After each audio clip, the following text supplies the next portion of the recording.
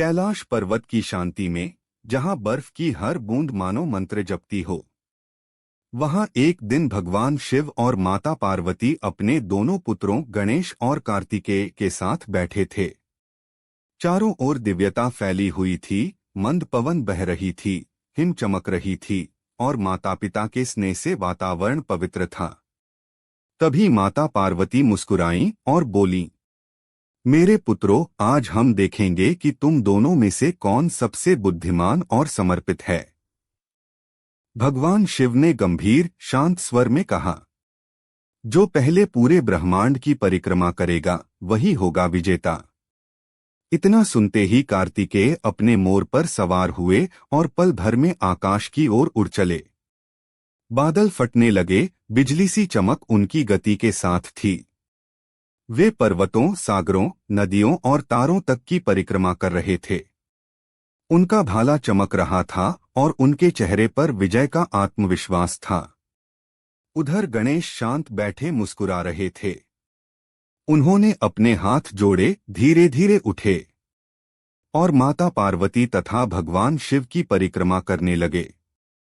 मंद स्वर में बोले, माता पिता ही मेरा ब्रह्मांड हैं। आप दोनों की परिक्रमा ही मेरे लिए पूरे जगत की परिक्रमा है। चारों ओर शंखनाद सी पवित्र ध्वनि गूंज उठी।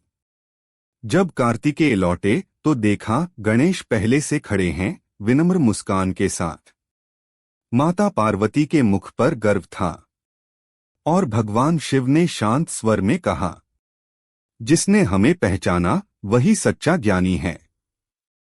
कार्तिकेय मुस्कुराए, अपने भाई गणेश को गले लगाया।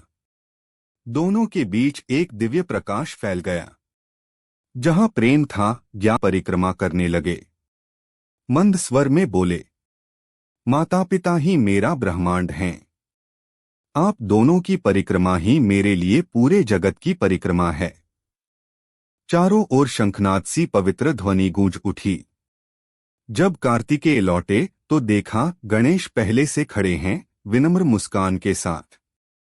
माता पार्वती के मुख पर गर्व था और भगवान शिव ने शांत स्वर में कहा, जिसने हमें पहचाना वही सच्चा ज्ञानी है।